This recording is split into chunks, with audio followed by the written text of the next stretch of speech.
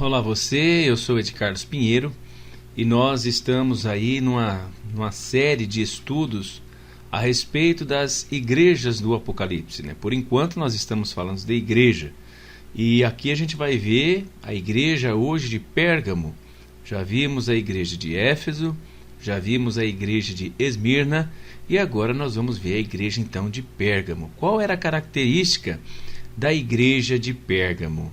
A característica dela é a característica de muitas igrejas hoje. É uma igreja que é tolerante com o mundo, o mundanismo dentro da igreja. E nós temos como referência o Apocalipse capítulo 2, os versículos de 12 até o 17.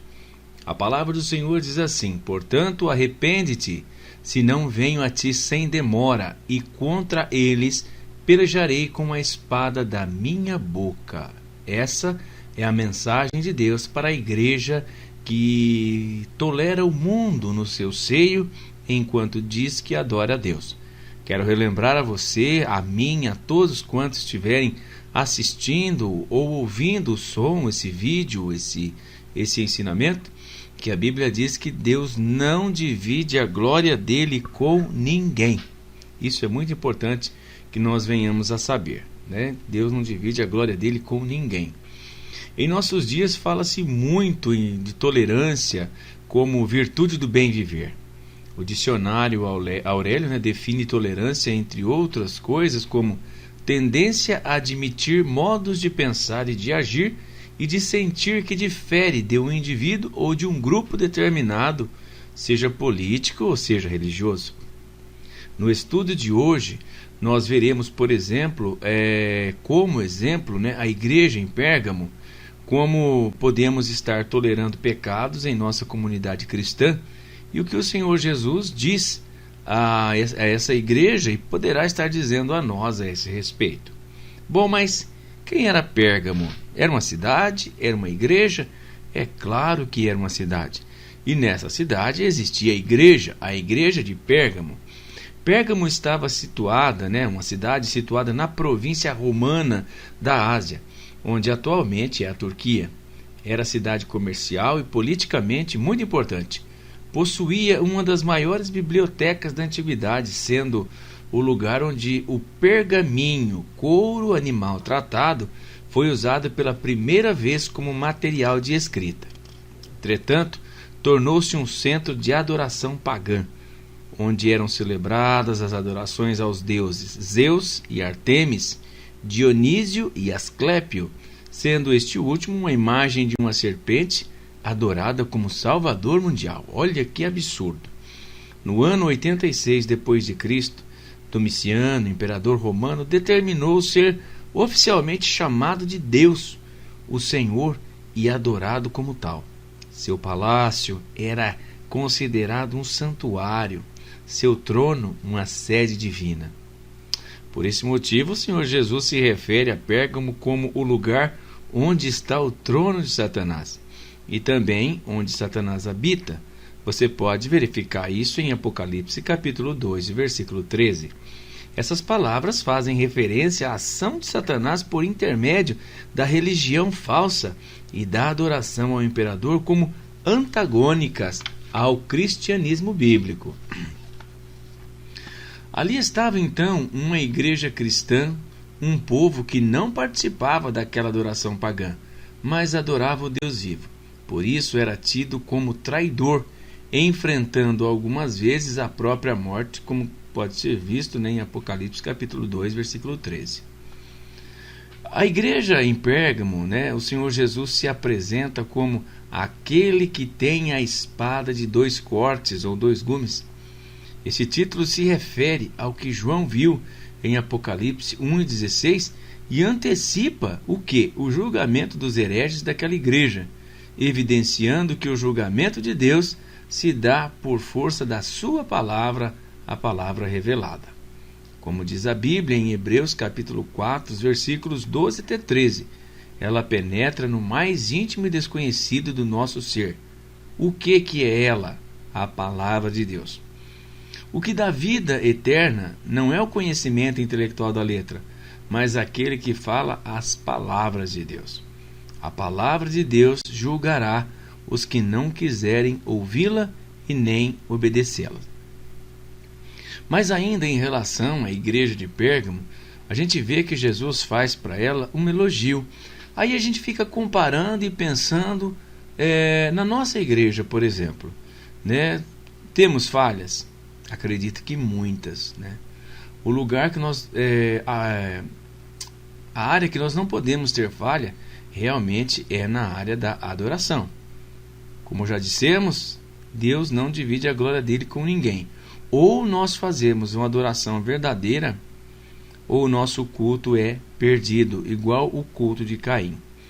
Mas no caso da igreja de Pérgamo, Jesus fez para ela um elogio, né? O Senhor Jesus elogiou a igreja em Pérgamo dizendo: conheço que conservas o meu nome e não negaste a minha fé, ainda nos dias de Antipas, minha fiel testemunha. Essas palavras nos ensinam que independentemente do lugar onde se encontra, a igreja evidenciará o temor do Senhor, obtendo dele o seu louvor quando conservar o nome de Deus, por exemplo, do Senhor, né? Não negar a fé no Senhor e estiver pronta à perseguição e ao martírio por fidelidade ao Senhor e Salvador Jesus Cristo. Né? Quando Jesus cita, né, Antipas, a minha fiel testemunha, quem foi Antipas? Né? Vamos aqui estar mostrando para você nessa noite, para você conhecer com peculiaridades profundas, né, o significado, né, a vida, o tempo, as advertências e o reconhecimento da parte que Jesus fez para cada uma das igrejas, das 7 igrejas ali da Ásia. Né? Tem muita coisa linda a respeito do Apocalipse aí na frente, você não perca nenhum estudo, você não perca nenhuma lição. Bom, mas vamos lá, quem foi Antipas, né? Tudo que a Bíblia relata sobre esse homem está nas palavras do Senhor no versículo 13. Literatura histórica não inspirada menciona acerca de um homem chamado Antipas, bispo de Pérgamo, o qual nos tempos do imperador Domiciano teria sido fechado dentro de um boi de bronze e aquecido até que este ficasse incandescente. Seu corpo teria sido literalmente cozido, e disse que Antipas teria terminado seus últimos momentos em louvor e adoração. Entretanto, o que vale mesmo é a palavra de Jesus a respeito de Antipas, que ele é a minha fiel testemunha. Então nós vemos aqui que dura a morte provavelmente. Por que a gente cita provavelmente? Porque a Bíblia não diz como é que foi a morte de Antipas. Mas a história fala de um assassinato terrível. Ele foi fechado dentro de um boi de bronze, né? É muita coincidência. Justamente na época desse imperador, uma pessoa chamada Antipas, né, que era bispo em Pérgamo, com certeza na igreja, teria sido morto dessa maneira, né? Só que a gente não pode afirmar, porque a gente só pode afirmar aquilo que a Bíblia fala, tá certo? Logo depois do elogio, a igreja de Pérgamo sofre uma repreensão. Jesus Cristo não somente elogia a sua igreja, exaltando as virtudes dela, mas também a repreende pelos desvios cometidos. Bom, quais seriam então esses desvios, né? É o que a Bíblia fala em Apocalipse 12:14, quando diz assim, ó: tens aí nesta igreja aqueles que sustentam ou defendem a doutrina de Balaão. Apocalipse 2:14.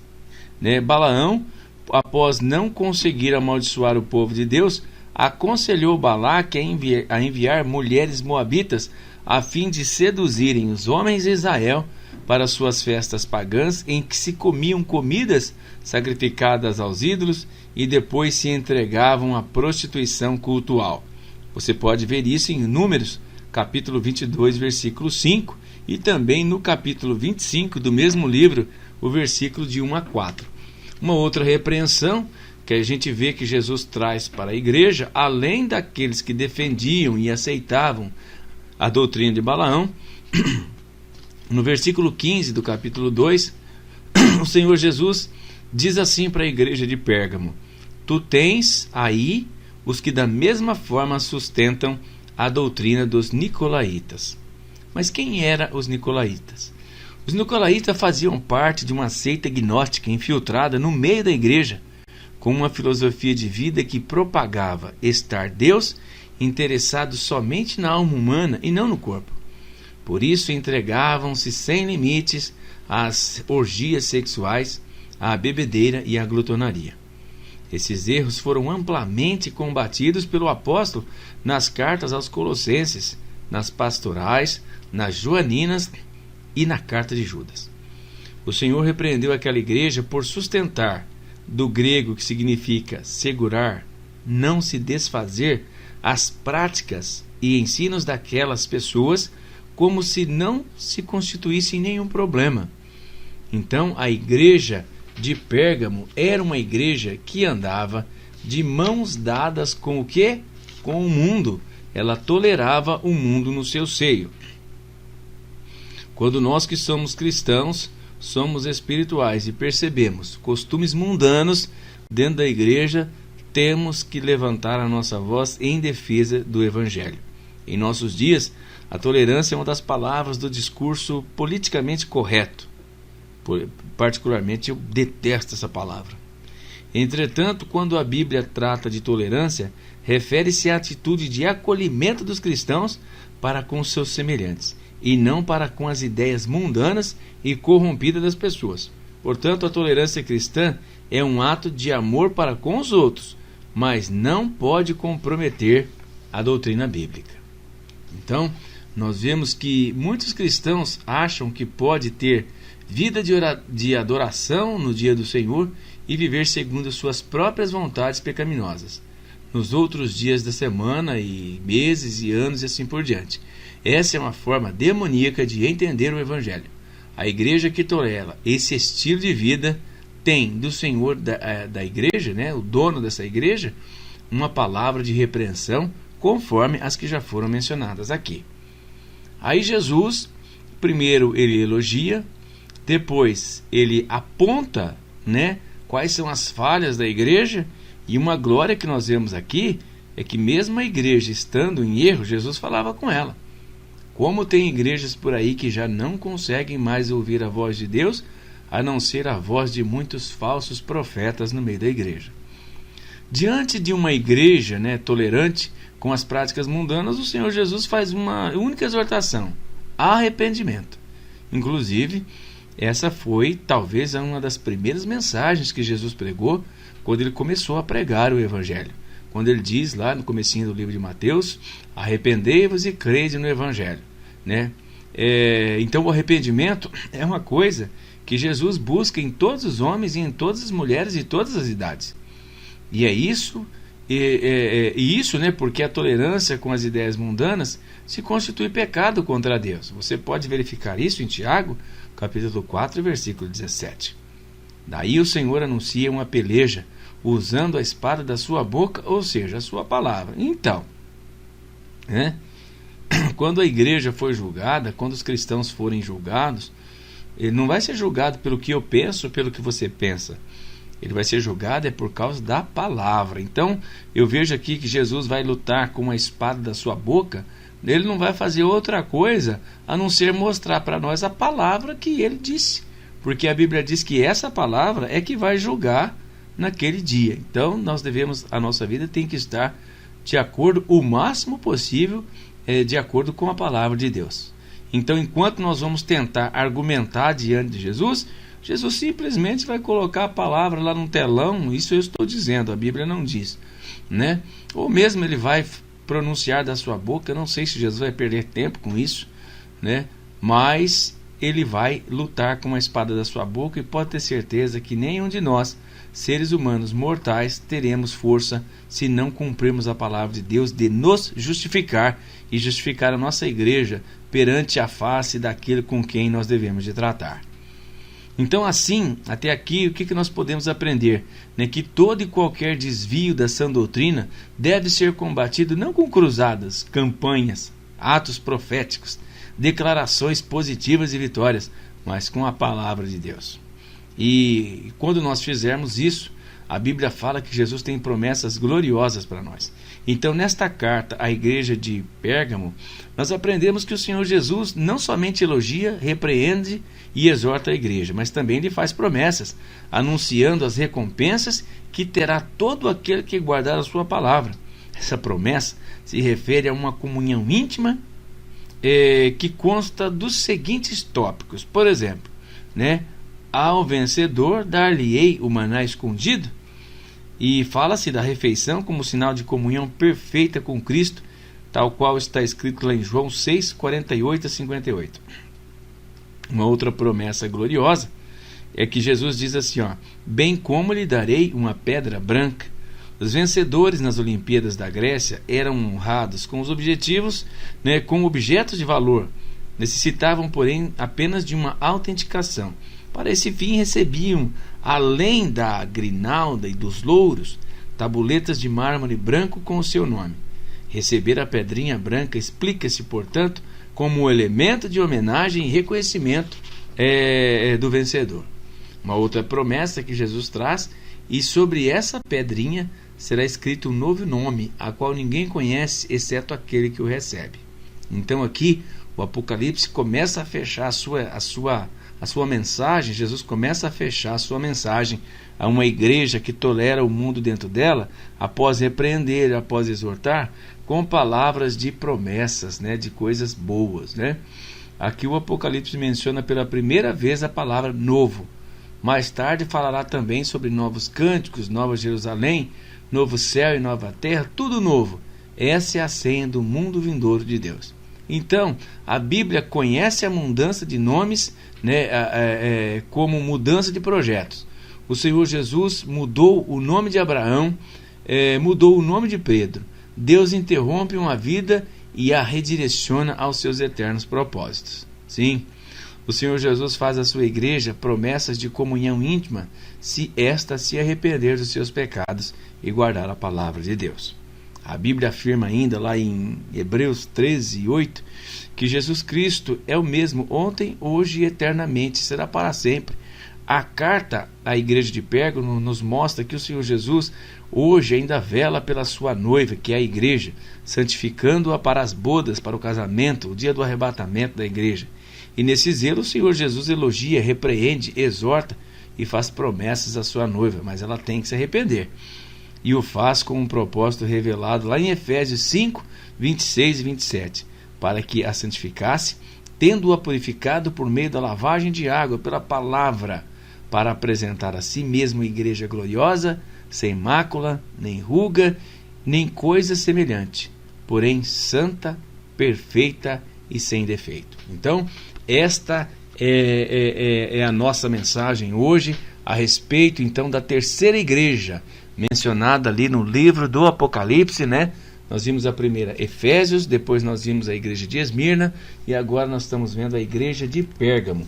E uma característica negativa diante de Deus da igreja de Pérgamo é que ela era tolerante com o mundo. A igreja de Pérgamo havia perdido a sua identidade cristã. Espero que nem eu, nem você e nem a igreja que nós frequentamos venha perder a verdadeira identidade cristã. As pessoas têm que olhar em nós e têm que saber de longe que nós somos crentes, que nós somos seguidores de Cristo. Tá bom? Encerramos aqui mais esse estudo. Um grande abraço, Deus que abençoe você e a sua família e até o próximo estudo, se for da vontade de Deus.